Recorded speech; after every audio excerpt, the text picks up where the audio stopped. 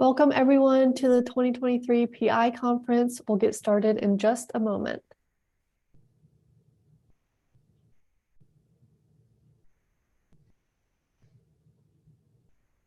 Welcome everybody. We're going to give it just a few moments for people to join, and then we'll go ahead and get started.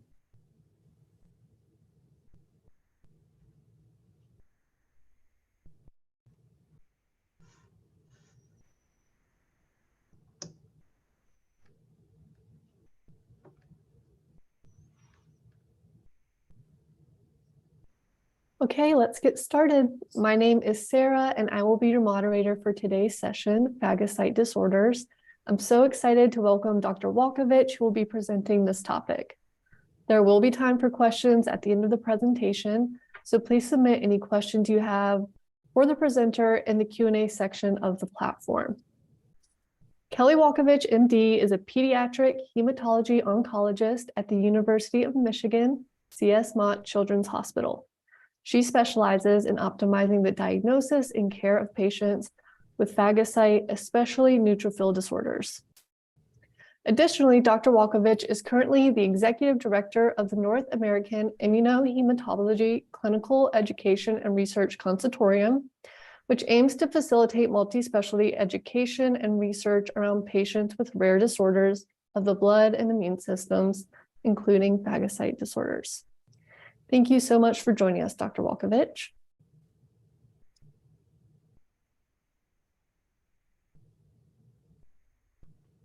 Thank you. I am super excited to be here.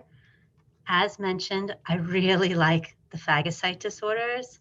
I like thinking about the biology and especially the neutrophil. They're very clever cells. So I am excited to be able to be here with you today and kind of walk you through a little bit of an overview. There are a lot of phagocyte disorders and a lot of nuances to it, but I want to give you a framework to be able to approach these disorders and kind of the biology behind it so that you can interpret perhaps your own labs or help work through your own differential. I do have a few disclosures related to the talk. I am a local investigator for X4 Pharma's mavorixafor trial, which is an oral agent looking to mobilize neutrophils. And then I serve on an advisory panel for a handful of industry partners. You can see them listed there, all for rare disease, but both X4 Pharma and Horizon do have disorders that are particularly oriented around neutrophils. And then Sobe for HLH has disorder oriented around macrophages, which is related to today's talk as well. As we think about blood cells and we think about phagocytes, it's good to take a step back to see exactly what are phagocytes and where do they come from. And so if we think about the bone marrow, which of course is the central place that blood cells are made, all types of blood cells, it's really referred to as the general hematopoiesis, or the production of blood. And at the top of this graphic, you can see that there's something called the multi-potential hematopoietic stem cell. So that's sort of the mother of all mothers of blood cells. It can make any type of blood cell in its progeny. And the first major break from that multi-potential hematopoietic stem cell. I'm so sorry to interrupt. I'm not sure we can see your PowerPoint. Oh, that's so weird because I can see it. Make sure you have your screen shared there on Zoom.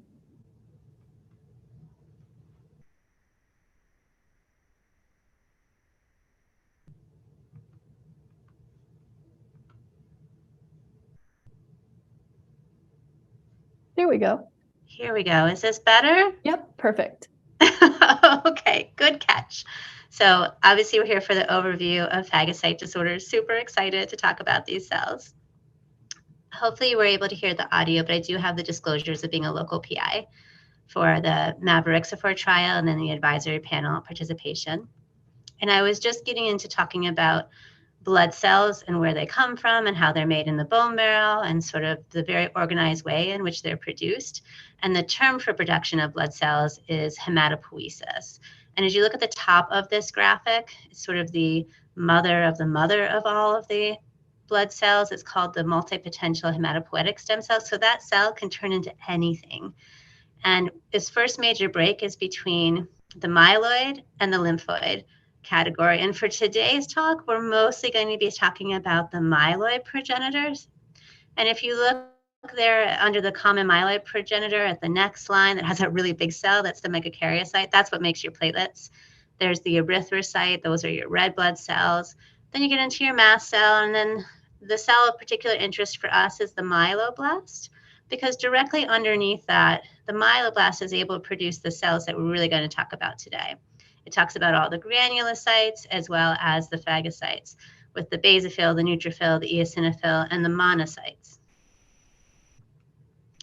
And personally, I think the terminology can be a little bit confusing, partly because there are a lot of terms to describe white cells, and partly because even though they have their individual specific definitions, they're used pretty loosely among most of the medical staff. But by the book, leukocytes refers to all white blood cells. So that includes neutrophils, monocytes, macrophages, eosinophils, basophils, and lymphocytes. So everything that was there except the platelets and the red cells.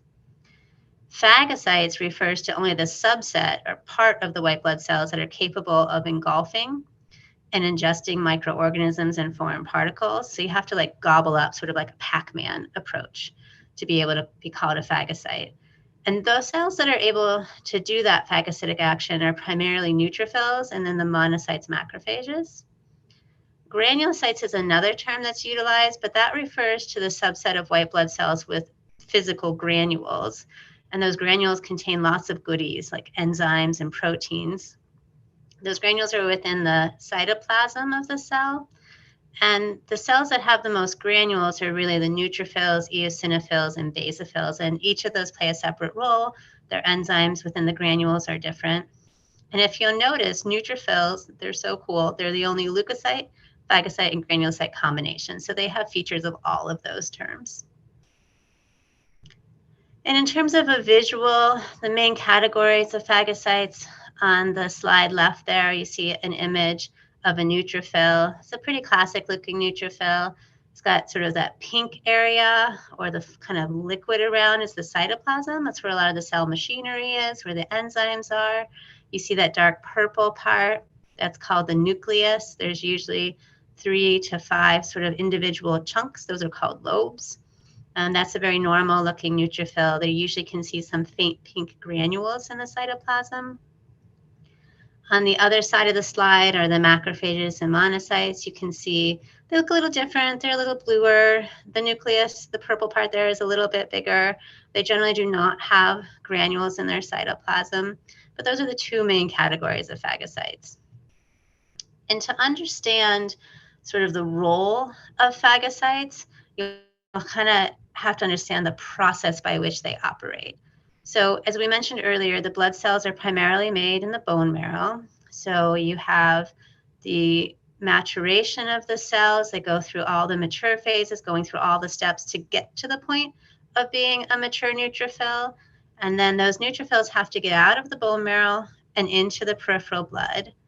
We'll talk about that a little later, but that's a very coordinated activity. They don't just float out. And then once they're in the peripheral blood, this image is meant to indicate that they're in a blood vessel. You can kind of see this. It almost looks like a pipe. That's really meant to be the blood vessel with some cells lining it, called the endothelium. And then these with the black nucleus in the diagram are meant to be the neutrophil. And so the neutrophil is kind of flowing through this blood vessel. It gets a signal. Usually we refer to those as cytokines, but it senses that there is a problem in the periphery next to the blood vessel. Through a very coordinated action, it kind of wiggles itself out in between the different endothelial cells of the blood vessel and manages to squeeze from the blood vessel into the nearby tissue.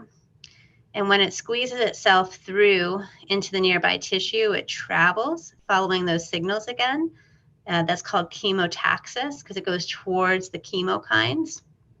And right here in the middle, you can see that there's starting to be this outpouch, and you can almost kind of see like the Pac-Man approach. That little sort of cylinder looking thing is meant to represent a bacteria. And so the neutrophil here has recognized that that is foreign, that is bacteria. It's starting to engulf or phagocyze that bacteria and to put it into what we call a phagolysosome. You don't need all these fancy words, but just in case you come across them, it's basically putting it inside the cell so that it can work to kill it and get rid of the bacteria or the fungus, whatever intruder it may be. And under the microscope, this looks pretty interesting because most often the cells are going after foreign particles or bacteria or fungus. But actually, in some circumstances, and this is a monocyte, it can actually gobble up other blood cells that are inappropriate. Either the gobbling up is inappropriate or those cells are sort of dead and are debris that the body is cleaning up. And so here you have a monocyte, but inside of it, you can see a little neutrophil. And so that is the process of phagocytosis. When we think about phagocyte disorders, there are a couple symptoms that come to mind. There's recurrent oral ulcers, gingivitis, periodontal infections, or really any other kind of oral inflammation. If you think about it, the mouth is constantly being invaded with bacteria from eating, minor scratches, and it's a really good test of the system if your neutrophil or phagocyte function is intact.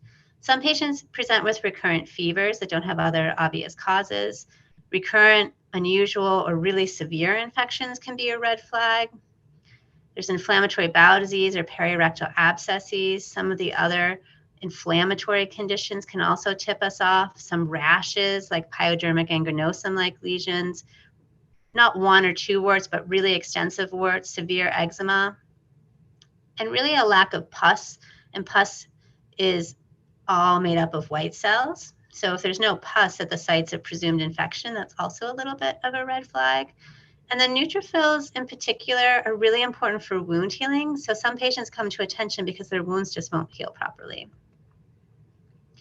And so phagocyte disorders can be a problem of insufficient numbers or flawed function of the neutrophils or the monocytes, or both. Sometimes a particular disorder isn't clear-cut. There's kind of a combination of the two. So we refer to them as quantitative disorders. You either have too few or too many phagocytes, and it's usually too few.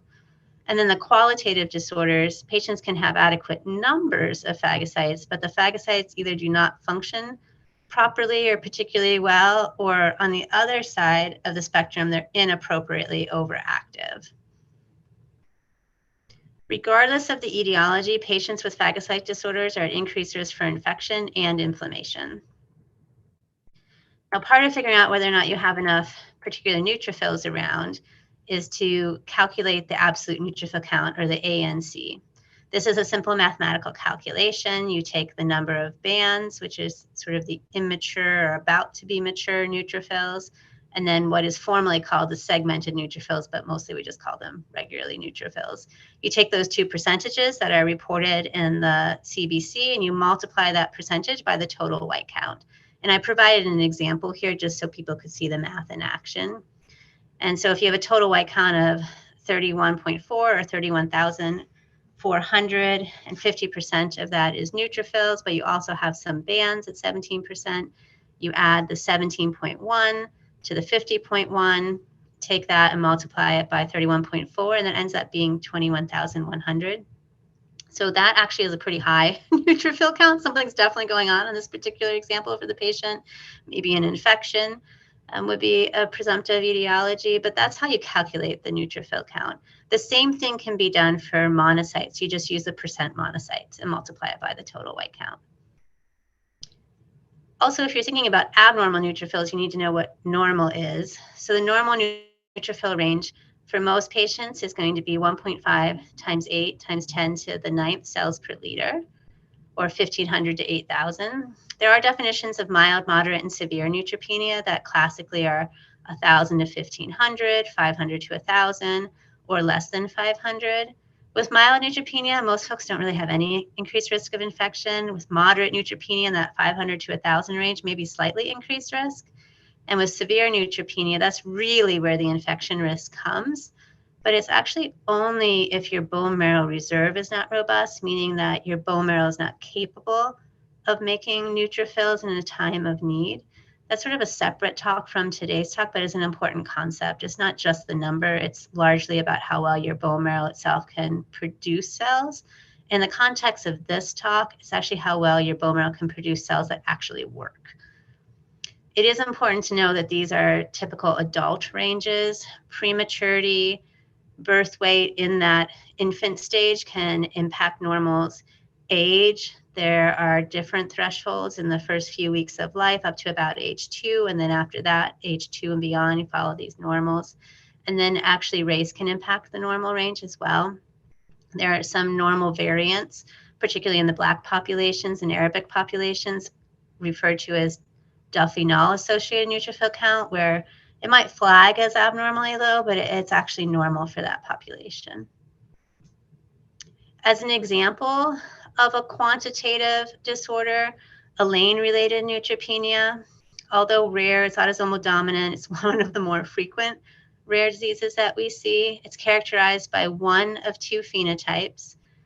So clinically, it appears one of two ways. You either have severe congenital neutropenia or cyclic neutropenia, both of which are due to, we refer to them as pathogenic variants, which means it's like a change, a problematic change in a gene known as Elaine. Patients with this disorder present in the first year of life with recurrent and or severe infections. That's fairly typical for the severe congenital neutropenia, or sometimes just fevers and oral ulcers. That's more commonly seen in congenital neutropenia that has the cyclic phenotype. And you can see in the images on the top right is one of my patients with the oral ulcers. You know, some of you may all have them too, sort of deep, very heaped up, sort of red. You can see the gums are also very inflamed. We talked about that oral mucosa, like the mouth being a site of clinical neutropenia. And then patients with the severe congenital neutropenia clinical picture are at risk for cancer development, specifically myelodysplastic syndrome or acute myeloid leukemia. A lot of the diagnostic evaluation relies on the bone marrow and sometimes the presence of what we call a bone marrow promyelocytic arrest. The image of the bone marrow is that image in the bottom right. And treatment for the disorder really relies on granulocyte colony stimulating factor. That's a shot that you can give subcutaneously, either daily or in some cases every other day, to help your body stimulate the growth or production of more neutrophils. And there are some patients who, either based on their clinical picture or if they develop the myelodysplastic syndrome or the leukemia, would benefit from transplant, hematopoietic stem cell transplant. Another disorder that is one of the more common rare diseases is Shwachman-Diamond syndrome. It's an autosomal recessive disorder, which means that you generally get two copies of the error, one from mom and one from dad. There are more than one genes, but the most common gene that is affected is the SBDS gene. Clinically, is characterized by pancreatic exocrine dysfunction and neutropenia that is appreciated early in life. Some patients, though, have very challenging or very subtle pancreatic dysfunction, so you might not actually recognize it until adolescence or early adulthood, or maybe not at all. There are also some skeletal anomalies or bone changes that might be very subtle that aren't appreciated until after the diagnosis. This patient group is also at risk for developing bone marrow failure, which is where you just don't make enough of all of the cell lines anymore and your bone marrow kind of tires out. You can also develop the myelodysplastic syndrome and acute myeloid leukemia. Treatment here similarly relies on granulocyte colony stimulating factor for some patients who have neutropenia, pancreatic enzyme support, and in certain clinical scenarios, consideration of hematopoietic stem cell transplant. Thinking about the normal ranges of monocytes, the other phagocyte, the normal monocyte range is about 2 to 8% of the total white count, and it's a little tricky to put an absolute range on it because it's dependent on age to some degree, but it's generally equivalent to an absolute monocyte count or an AMC of 300 to 1500. For adults, I think most people would think about a range between 300 to 1,000. Sometimes you see 200 to 800. But like neutrophils, the normal monocyte ranges, as I mentioned, are age dependent, and you have a peak monocyte count of about 1,500 cells per microliter in the first 2 weeks of life, and then it slowly declines with time. Sort of a prototype disease for thinking about when you have too few monocytes or monocytopenia is GATA2 haploinsufficiency. This is an autosomal dominant disorder, meaning you usually need just one copy to cause disease. And the pathogenic variants are in the gene GATA2, which is really critical for myeloid development. patients can have a wide variety of symptoms. As I mentioned, the monocytopenia, this disorder used to be called monomac, and the mono was referencing the lack of monocytes. But many patients present with just chronic neutropenia or other, even lymphoid-oriented cytopenias. Viral infections are common, mono, HSV, HPV, fungal infections, especially aspergillosis or mycobacterial infections. Some patients have more of a hematologic phenotype where there is progressive bone marrow failure. Again, the same theme of myelodysplastic syndrome or acute myeloid leukemia. And because the GATA2 gene is involved in a wide spectrum of tissues throughout the body, you actually can have a lung condition called pulmonary alveolar proteinosis or lymphedema, which is usually swelling of a leg or an arm. And as you can guess from this list of symptoms, the clinical spectrum is really variable. At present, the only definitive treatment is hematopoietic stem cell transplant. So with that, thought about neutrophil disorders where you don't have enough neutrophils and monocyte disorders where you don't have enough monocytes. I just want to shift a little bit to thinking about normal neutrophil function so we can understand dysfunction. There's sort of a handful of steps. I broke it down into 4. We talked about in the graphic about the neutrophil kind of squeezing out and getting into the tissue to gobble up the bacteria. There's mobilization. You have to move from the bone marrow to the peripheral blood. Chemotaxis, that's where you move from the peripheral blood to the tissues or site of infection. Phagocytosis, that's where you actually gobble up in that kind of Pac-Man approach to ingest the microbe. And then once you get the microbe ingested, you have to do oxidative killing to be able to kill it. And there's something called the oxidative burst where it literally involves oxygen to harm the bacteria and break it down. And so the prototype syndrome where cells get stuck and they can't leave the bone marrow, and that first step of the function is called WHIM syndrome. It's autosomal dominant. It's due to a defect in the CXCR4 chemokine receptor, which is kind of a fancy name for the door that opens and closes between the bone marrow. And so when CXCR4 is broken, the door is kind of slammed shut and neutrophils and actually other cells can't get out very easily. And so it causes abnormal retention of neutrophils in the bone marrow. This leads to patients having warts, hypogammaglobulinemia, infections, and the fancy term for what the neutrophils look like in the bone marrow is referred to as myelocathexis. This patient group is at risk for increased human papillomavirus or HPV-driven cancers or neoplasm. Treatment involves supportive care, some antimicrobials, IVIG, and then at times granulocyte colony stimulating factor, although usually it's not used persistently or consistently. When you think about the next step, the chemotaxis, so getting out of the peripheral blood into the tissue, the prototype disorder there for phagocytes is leukocyte adhesion deficiency type 1 or LAD type 1. It's autosomal recessive. It's due to a deficient expression of something that's very important called integrins. This is what helps the white blood cell, the neutrophil, actually stick to the lining of the blood vessels or the endothelium and kind of get ready to squeeze in between the endothelium. And the integrin of particular interest is a beta-2 family, CD18. We also know the gene variant is ITGB2. But the main thing is that neutrophils that don't really have CD8 expression, they can't really, as I mentioned, adhere to that vascular wall, and they can't squeeze or migrate into the tissues. There are some easy screening tests. You can send flow cytometry as something that your doctor could send to look for the absence of CD18, although most patients are diagnosed by genetics. Clinically, patients appear with neutrophilia, infections, especially that of the oral cavity like periodontitis, absence of pus formation, because you have all these neutrophils, but they're stuck in your blood vessel. You can't actually get them into the tissue, so you never see the pus. You can get impaired wound healing, and sort of a classic descriptor, although not uniformly common in patients, is delayed umbilical cord separation, colitis, and then the HPV infections. There are other subtypes of LAD, 2 and 3, but LAD1 is the most common. Patients with a severe phenotype can be cured with bone marrow transplant, but many patients are successfully managed with antimicrobials. And if you think about other sort of chemotaxis disorders, another family is hyper-IgE syndrome.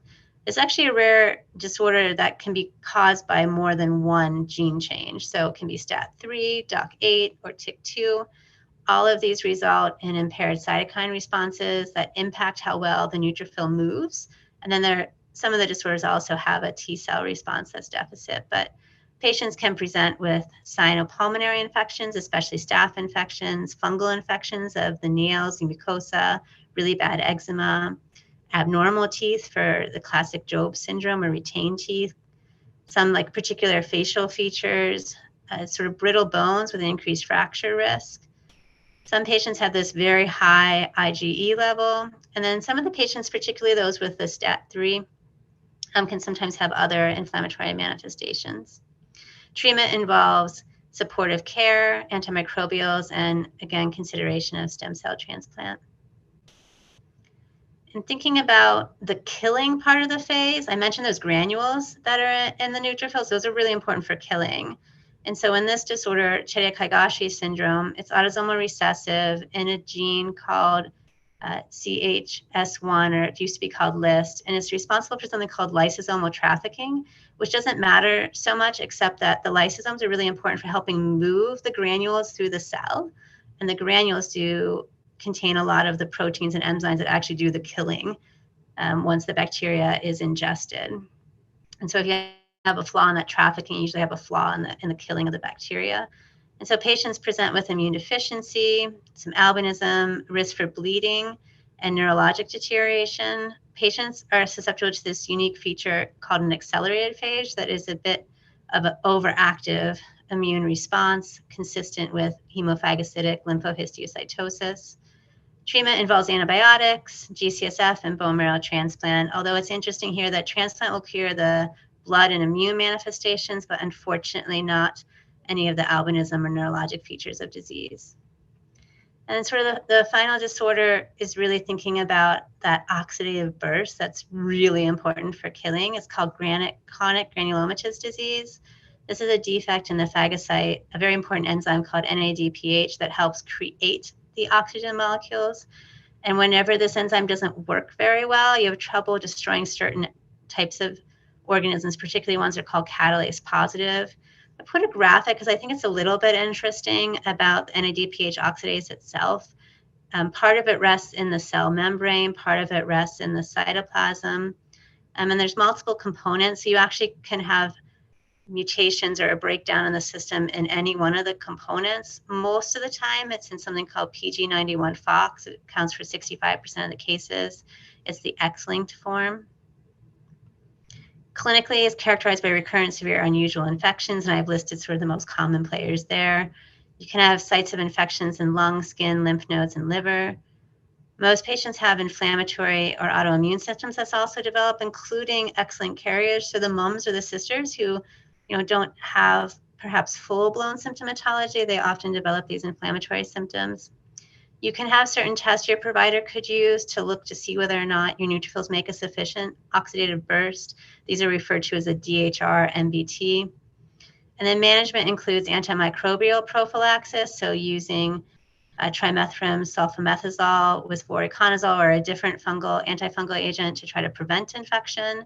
And then some patients benefit from interferon as well, but the only definitive cure is stem cell transplant. In terms of normal monocyte macrophage function, they have 3 steps that aren't quite as coordinated. They can happen in many different ways. You either gobble up cells, that's phagocytosis.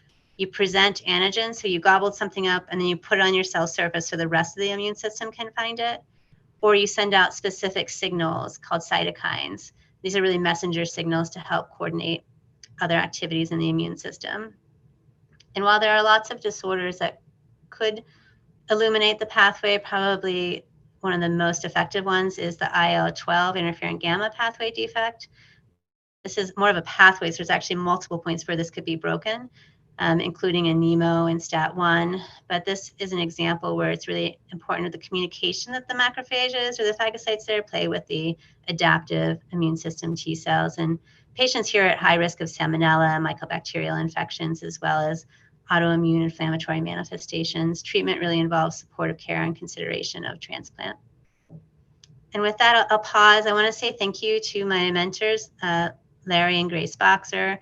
Of course, I don't operate or learn about these patients without the patients and family themselves and our team here at the University of Michigan. We have a large team that helps care for these patients with all their different manifestations, including my allergy, rheumatology, infectious disease, genetic, transplant, and pharmacy colleagues, and of course, the Immune Deficiency Foundation for hosting us today. Thank you. Thank you so much, Dr. Walkovich, for providing that overview on phagocyte disorders. We now have some time available for Q&A. But before we begin, please remember that everyone's treatment and condition are unique. The information presented during this session is not medical advice, nor is it intended to be a substitute for medical advice, diagnosis, or treatment. Always seek the advice of your physician or other qualified medical professional with questions concerning your medical condition. So with that, someone asked Dr. Walkovich, are there comorbidities that go with these disorders and what should we be on watch for?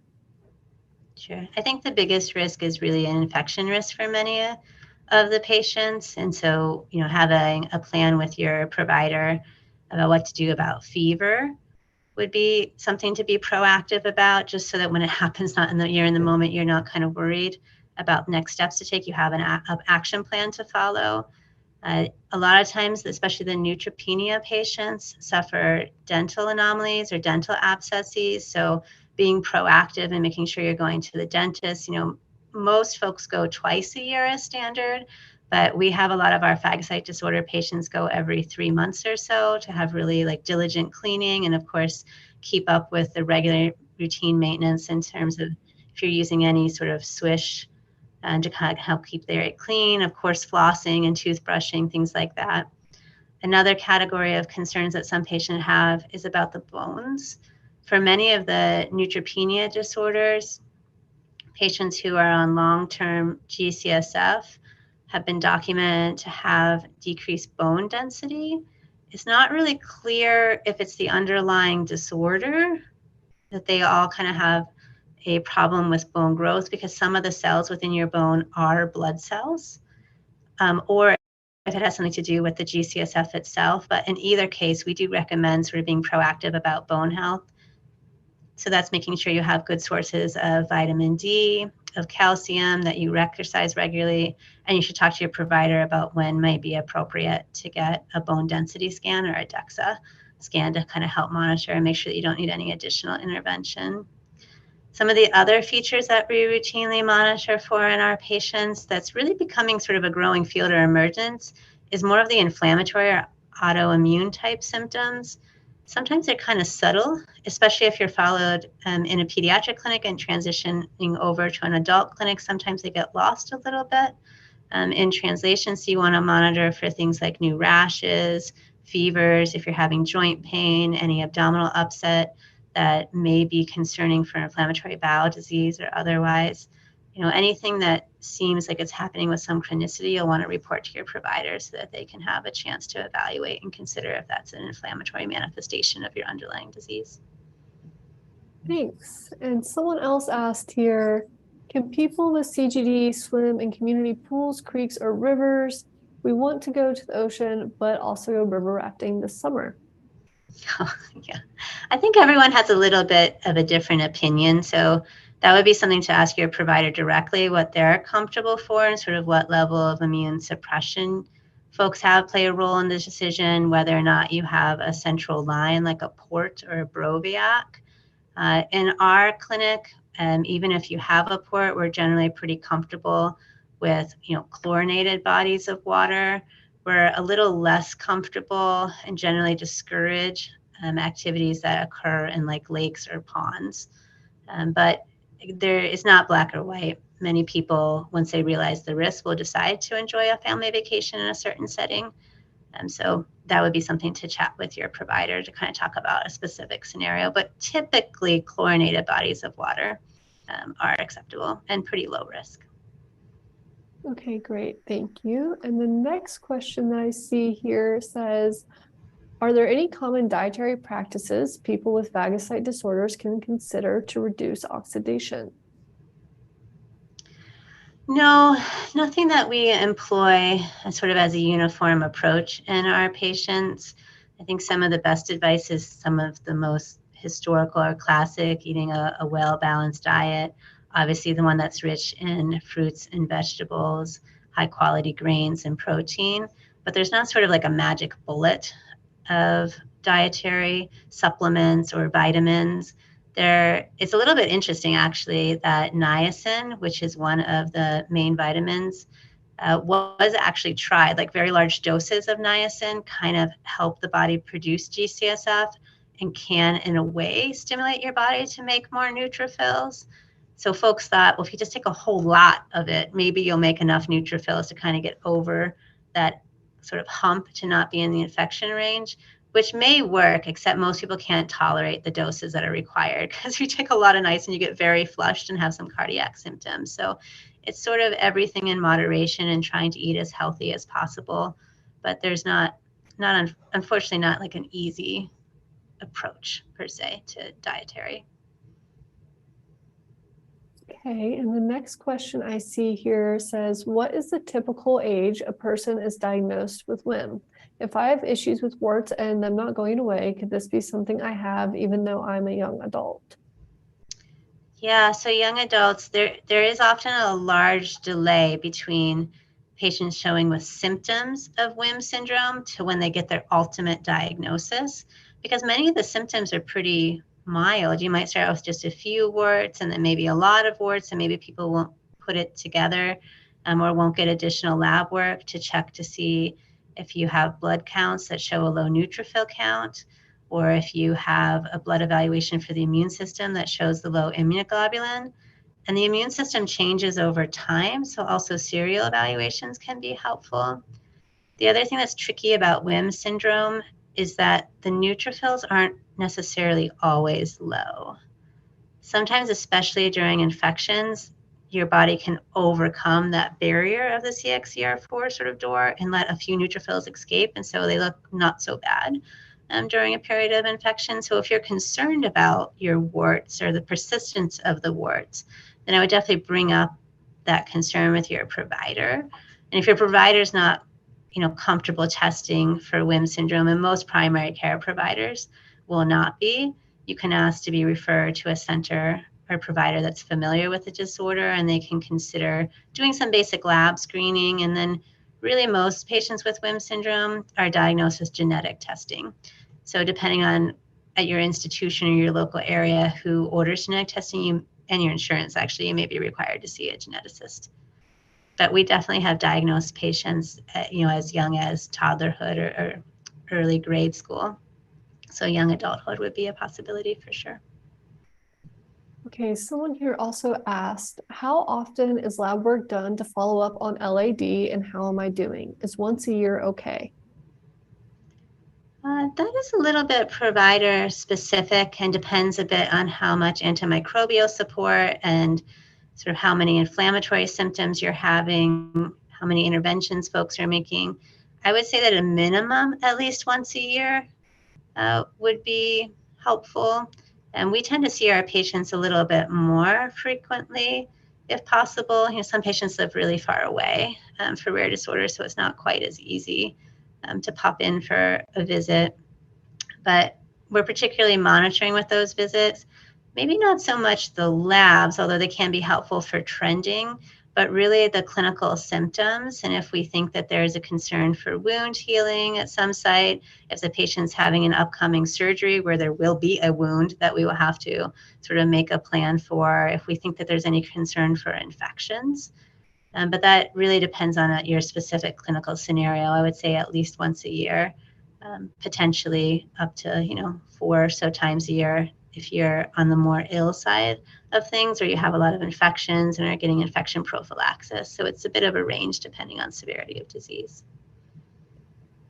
Okay, someone also asked, how early can a child with CGD be transplanted and how successful is the transplant long term? Our 5-year-old was just transplanted after being diagnosed with severe sepsis. He's doing fine now, but I worry about how long this will last. Okay.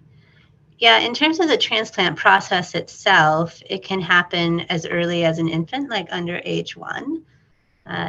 Typically, it is handy to have a transplant if you're feeling about going forward with transplant in the pediatric period if you have severe disease, because it, one, prevents end organ dysfunction. So end organs, your renal, so your kidneys or your liver, your lungs, from having that chronic hit of recurrent infections. But it's a pretty nuanced question. Not all patients with chronic granulomatous disease go to transplant. Not all patients have equal severity of disease. So most transplanters and their sort of associated clinicians will evaluate a patient based on age, importantly, how well of a bone marrow match there is in terms of the donor immune system matching the patient's immune system, sort of what active infections there are, and how the patient has done in terms of inflammatory or autoimmune type symptoms can also play a role. The outcomes for transplant related to chronic granulomatous disease have been improving impressively with time. And while there's certainly a risk for the donor bone marrow not kind of sticking or what we call like losing engraftment, that is being worked on and is less now with time. And a lot of patients are able to get engrafted and have a fully functional bone marrow. I'm sure that if the patient was just transplanted, they're still being monitored for graft versus host disease, which is an immune complication that happens with any transplant. But for the most part, patients with CGD are really having some positive outcomes overall. Okay, the next question I see says, how many disorders come up under this umbrella and where is the best place to go for more help? Yeah, in terms of phagocyte disorders, one of the places that we as providers look for like the list, the whole list, because I just gave you a bit of a sampling of some classic ones, is something called the IUIS. So if you just Google IUIS 2022, I think is the most recent one. It's an academic paper, but within that paper, it's the International Union devises these tables that are actually really nice, and they're broken down by different kind of clinical features. And one of the tables is actually on phagocyte disorders. They call it congenital disorders of neutrophil number, function, or both. And that's where you'll see a lot of the disorders that were discussed today, along with several others that weren't mentioned. So that is a good resource. In terms of being, I don't know if the question was about where to be evaluated. If you think you have one of these disorders, it really depends where you are geographically. Most of the disorders are pretty rare. So if you think you have one or you're concerned, you should, of course, always start with your primary care doctor to get their opinion, because they'll know the local landscape the best in terms of where would be the best place for you to be referred. Most centers from the pediatric side of things in the United States have experts in this area. It may be, depending on your center, that your clinical immunology or hematologist is the best fit. And other centers, it's actually the rheumatologist or the infectious disease provider, sometimes the geneticist. So really getting a sense of your local landscape would be helpful. There are, of course, hubs across the United States, and some of the patient advocacy groups like IDF and some of the sister organizations can certainly help you identify providers that have indicated their expertise. And there are some listings. IDF may have a list. Jeffrey Modell has a list. Some of the other areas you can help find. If you're outside the United States, Canada also has lots of experts, as does South America and Europe. I'm not as familiar with the expert listing in Asia or Africa, but I do know that they also have immune societies for immune deficiency, which many of these disorders fall in. And so their professional societies probably also have links to sort of parallel patient groups. Okay, and then the last question we probably have time for today says, is it true that tattoos are a result of phagocytes? I don't know. I've never heard that, although I guess if you think about the neutrophils or the monocytes in the skin, they are probably gobbling up the ink. But I actually don't know. I've never had that question posed. I've had lots of people ask me if it's safe to get tattoos, which, for skin that doesn't heal well or poor wound healing, most of the time we don't think that it's unsafe, but the tattoo, the quality of it might not be great. Or if you have profound neutropenia, we never suggest breaking the skin, because it's just an entry point for infection. But I might have to go do some homework and look that one up. That would be a very fun insight if that is true. Well, thank you so much, Dr. Walkovich, for joining us today. Our time together is coming to an end. It's been an honor to have you with us and to learn more about phagocyte disorders. This session is one of 39 unique learning opportunities provided through our 2023 PI conference. And we hope that you all will continue tuning in this evening as we wrap up the conference with Academy Award-nominated writer and producer, Emily V. Gordon. Everyone, have a great day.